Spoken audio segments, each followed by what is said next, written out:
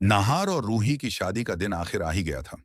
पूरे घर में ढोल नगाड़ों की गूंज थी, लेकिन इस शोर के बीच कुछ ऐसा था जो किसी को दिखाई नहीं दे रहा था। एक अनजाना डर जो दीवारों के बीच सरसराता घूम रहा था। रूही को जरा भी अंदाजा नहीं था कि उसकी खुशियों पर साया डालने वाली सुकून की आत्मा वापस लौट आई है। वो वही सुकून थी जो कभी नहार से बेइंतहा प्यार करती थी, लेकिन अब सिर्फ एक बदले की आग में जल रही थी। सुकून ने इस बार किसी इंसान की नहीं, बल्कि एक तांत्रिक बाबा की मदद ली थी। वह बाबा अपनी तांत्रिक शक्तियों से जाने माने थे। सुकून ने उनके सामने सिर झुकाकर कहा, मुझे ऐसी शक्ति चाहिए कि कोई भी रक्षा सूत्र, कोई भी मंत्र, कोई भी इंसान मेरा रास्ता ना रोक सके। बाबा ने आंखें बंद की, कुछ मंत्र बुदबुदाए और चेतावनी दी। शक्ति तो मिल जाएगी सुकून, मगर याद रखना, यह शक्ति तुम्हें मुक्ति नहीं देगी, बल्कि और गहरे अंधकार में धकेल देगी। लेकिन सुकून के चेहरे पर सिर्फ एक ठंडी मुस्कान थी। अब उसे बस नाहार को अपना बनाना था, चाहे उसकी आत्मा जल जाए या दुनिया। उधर शादी के मंडप में जब सब कुछ सामान्य लग रहा था, तभी रूही को जूही का फोन आया। रूही, सुकून, वो सुकून वापस आ गई है। वो नाहार के साथ शादी कर रही है। रूही का चेहरा सफेद पड़ गया। उसका दिल जोरों से धड़कने लगा। वह समझ गई कि यह वही खेल है जो सुकून पहले दिन से खेल रही थी। गुस्से में वह घर की ओर भागी, मगर रास्ते में वही बाबा सामने आ गए, जिन्होंने पहले उसे चेतावनी दी थी। रुको बेटी, बाबा बोले, अगर अभी गई तो सुकून की शक्ति तुम्हारे सुहाग को निगल जाएगी। पहले उसे बचाना सीखो। बाबा ने रूही को एक रक्षा सूत्र दिया। इसे नहार के हाथ में बांध देना, तभी वो उस आत्मा के वश से मुक्त होगा। रूही ने बाबा को प्रणाम किया और दौड़ पड़ी।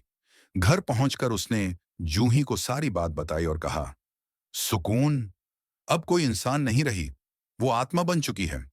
जूही के चेहरे पर डर की लकीरें खींच गईं। इसी बीच जब सुकून अपनी शक्तियों को बढ़ाने के लिए कुछ देर के लिए अपनी पेंटिंग में समा गई, रूही ने मौका पाकर नहार के हाथ में वह रक्षा सूत्र बांध दिया। अचानक सब कुछ बदल गया। नहार की आंखें खुलीं, जैसे किसी नींद से जागा हो। उसने रूही की ओर देखा और कहा, मैं मैं क्या कर रहा था? पूरे घर के सामने नहार ने सच्चाई बताई कि कैसे सुकून ने अपने जादू से उसे वश में किया था। सबके चेहरों पर अविश्वास था, लेकिन रूही ने सुकून का डेथ सर्टिफिकेट दिखाकर सबको यकीन दिलाया कि सुकून अब जीवित नहीं है, वो एक आत्मा है। तभी हवा का एक तेज झोंका आया, दिए बुझ गए और दरवाजे के पास खड़ी थी सुकून। लाल आंखें, सर्द मुस्कान और हाथ में वही जादुई वस्त्र। नहार मेरा है, वह चीखी। मगर इस बार नहार के हाथ में रक्षा सूत्र था। उसका जादू नहीं चला।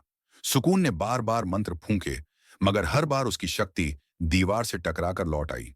रूही आगे बढ़ी और बोली, तू चाहे जितना अंधकार फैला ले सुकून, अब नहार तेरा नहीं, उसका दिल सच्चा है, और सच्चे दिल पर कभी किसी आत्मा का बस नहीं चलता। सुकून दर्द से चीखी। उसका शरीर धुंध में बदलने लगा। जाने से पहले उसने रूही से कहा, मैं वापस आऊंगी और तब नहार को हमेशा के लिए अपना बना लूंगी। रूही ने बिना डरे कहा, अगर सच्चा प्यार है तो कोई आत्मा नहीं जीत सकती। अचानक रूही ने सुकून की पेंटिंग उठाई और जमीन पर पटक दी। पेंटिंग टूटते ही एक तेज प्रकाश फैला। सुकून की आत्मा उस रोशनी में समा गई। उसकी चीखों के साथ घर में फिर से शांति लौट आई। नहार ने रूही के पैरों में गिरकर कहा, मुझे माफ कर दो, मुझसे गलती हो गई। रूही मुस्कुराई, गलती तुम्हारी नहीं थी, ये सब नियति का खेल था। आसमान में बिजली चमकी, जैसे कोई आत्मा आखिरकार मुक्त हो गई हो। और इस तरह खत्म हुई सुकून की अधूरी कहानी। पर क्या सच में सुकून गई, या उसकी आत्मा अब भी किसी और मोड़ पर भटक रही है?